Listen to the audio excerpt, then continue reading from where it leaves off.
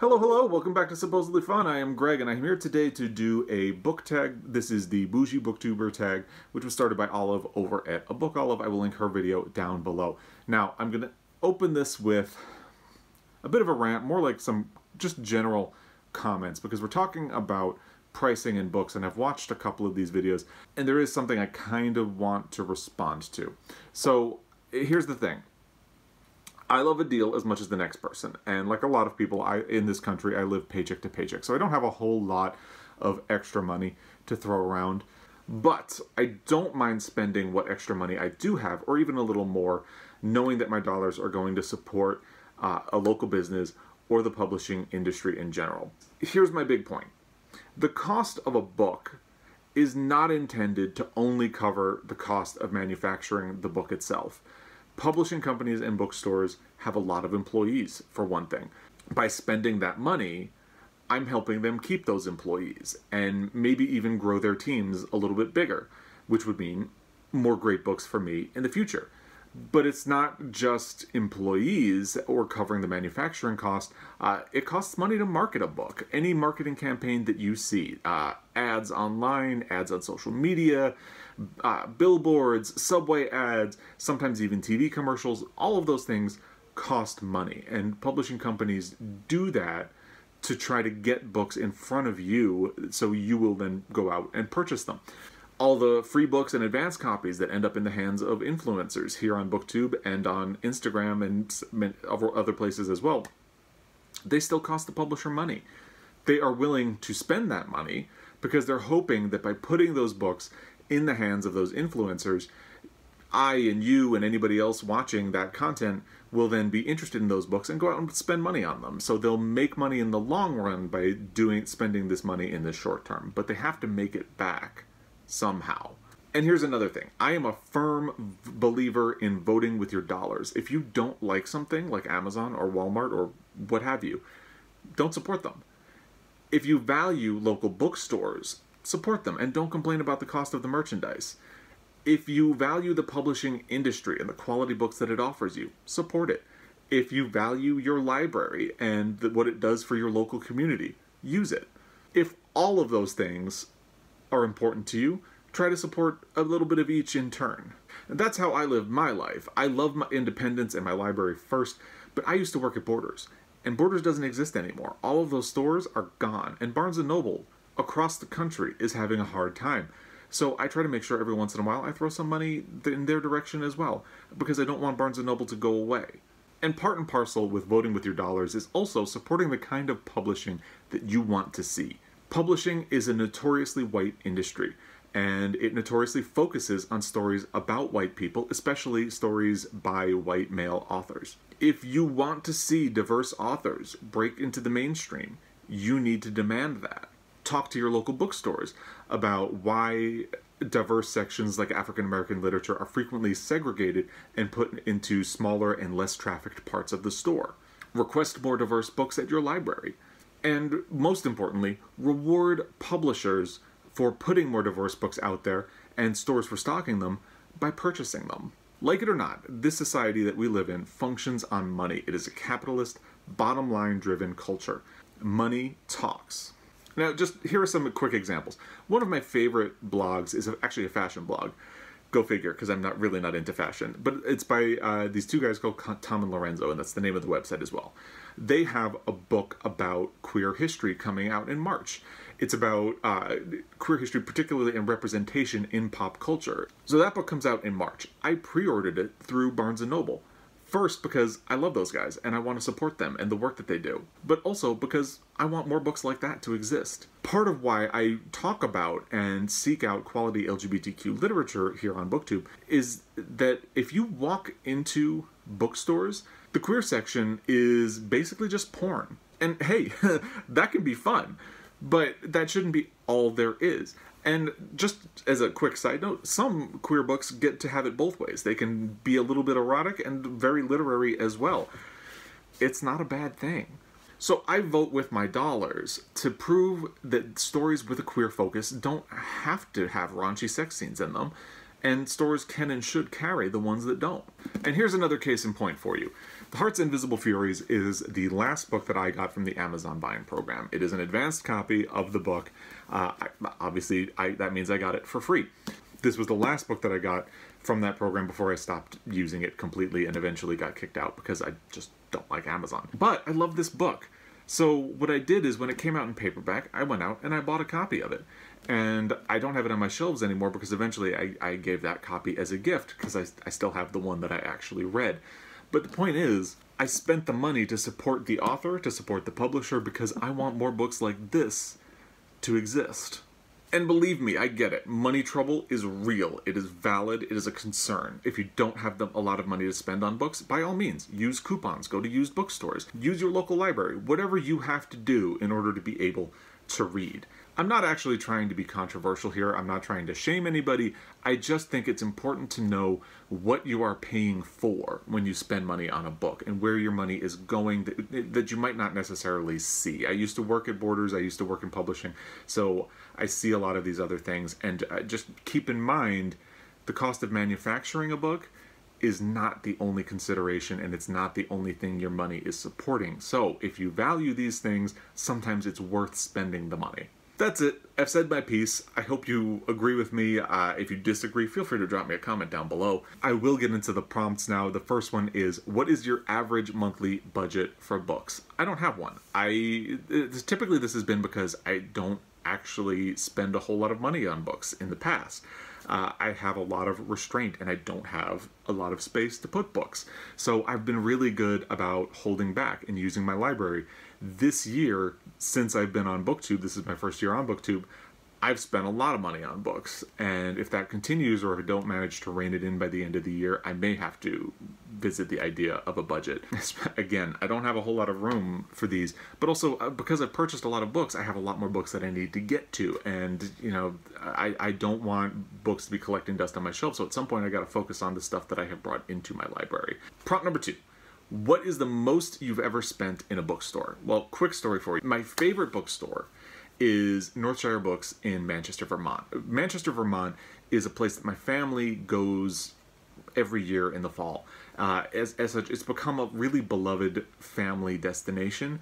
My father married his longtime partner there a couple of years ago, I think back in 2012. But I digress. The point is that since I moved to Montana, I don't get to go on these trips to Manchester very often, which is why it was a special occasion when I think 3 years ago, I did actually get to go in the month of December and spend some time with my family in Manchester, visit Northshire, and my Christmas present that year was a $200 gift card to Northshire.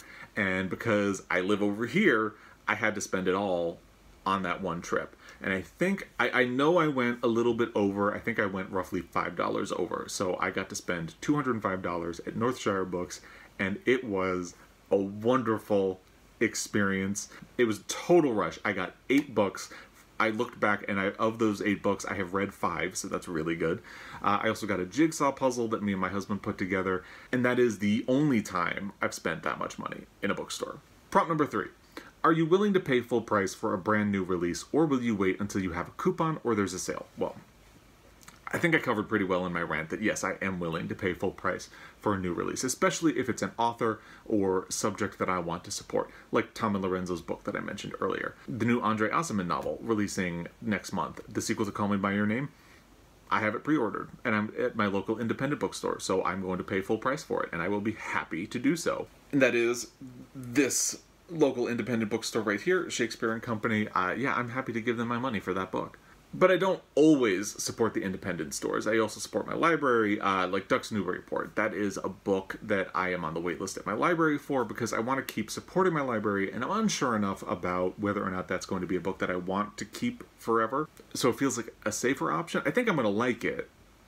I'm just playing it a little bit safe with my wallet and with the space on my bookshelves. And while we're on this topic, I don't actually like using coupons or sales too much because I worked at Borders and in publishing, so I'm really aware that the profit margin on a book is razor thin. I always feel like I'm taking advantage of the store. So the thing is, when stores like Barnes & Noble use a coupon or a discount, they're just trying to get you into the store. So maybe you'll visit the cafe, which has a bigger profit margin. Or maybe you'll buy more than you had originally been intending to spend.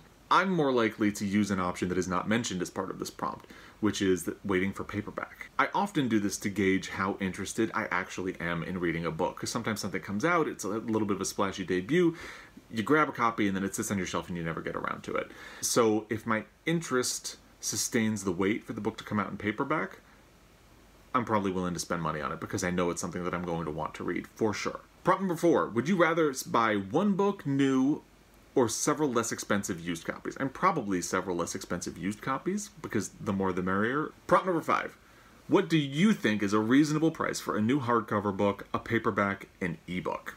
I feel like I've covered this pretty well. But to me, reasonable varies depending on the book or where I'm going to purchase it, not necessarily on the format. But I will issue another public service announcement from someone who worked both in a bookstore and in publishing. Yes, an ebook requires less manufacturing than a paperback or a hardcover. That is true.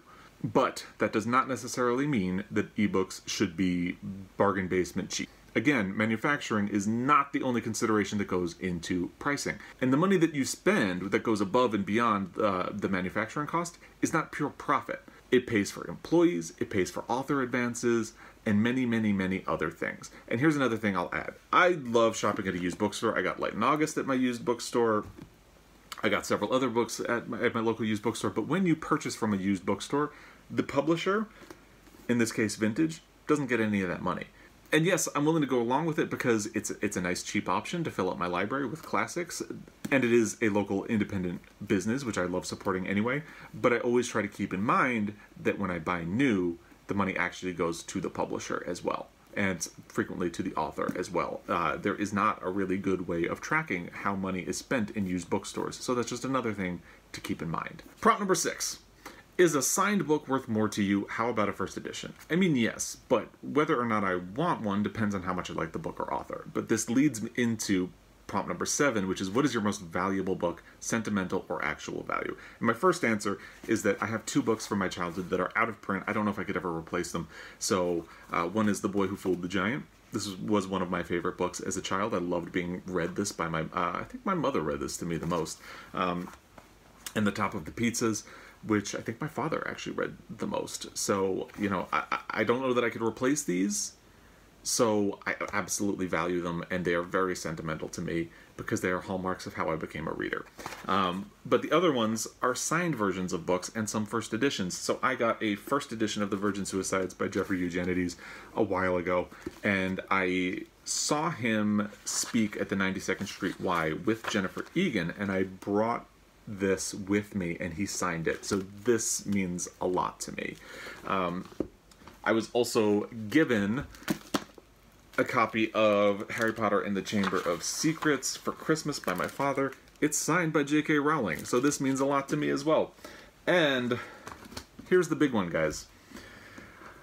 I used to have, before I get to this, I used to have a signed copy of One Flew Over the Cuckoo's Nest, and I lost it in a move. And I don't think I actually lost it. I think the movers stole it, and they did actually they paid for it because of the insurance with the moving. But I would really much rather have the book. I wish I had that still. It was such a cool thing to have, and he had signed it for me personally. My father worked for a pharmaceutical company that manufactured a drug for strokes that helped save Ken Kesey's life. So he did some work to promote the drug, and my father managed to get a signed copy of the book for me. But what I'm actually here to talk about right now that I still have in my possession is this. This is not a first edition of To Kill a Mockingbird, but, guys, it's signed. This means a lot to me. So basically, I've told my husband, if there's ever a fire in the house, a lot of these mean things to me. But these are the ones to grab in a pinch if we really have to get it. I mean, make sure we get the people and the dogs out of the house first. But yeah, maybe these next. Prompt number 8, will you pay more for a cover or edition you like better? Damn Skippy, especially if I already know I like the book or author. Prompt number 9, what physical characteristics does a good quality book have? I am so tempted to troll Matthew Sharapa and say deckled edges, but I will not be. I won't be mean. The most important thing to me is that the book is not flimsy. Everything else is kind of a bonus, like a cherry on top. I do like a book to look like it was professionally designed and not like the jacket was slapped together by a drunk toddler with access to Photoshop. But really, as long as I know it's not going to fall apart, we're doing okay. Prompt number 10, if you won the lottery, what bookish things would you do with the money? Well, I would absolutely 100% quit my day job. And I would either work in a bookstore again, because that was my favorite job that I have ever had, or I would open my own bookstore. I would definitely work in an independent bookstore first. Because I worked at Borders and I did ordering, but I would want to learn the business side a lot better before I opened my own bookstore, because it is a very risky business for all of the reasons I've kind of outlined before. But yeah, those are absolutely the things that I would do if I won the lottery. And there is a bonus prompt that goes along with this tag. Give us an image, actual or mental, of your dream home library. Well, it's the library from Beauty and the Beast. Not the one that she swings on in the beginning, the one that is actually in the Beast's castle. Duh. So there you go, that is my rant and my actual answers to the prompts for the Bougie BookTuber tag.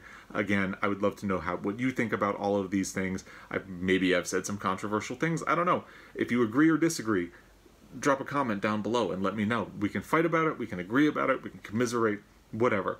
In the meantime, thank you for your time watching this video. I always, always, always appreciate it, and I will be back again. Until then, happy reading.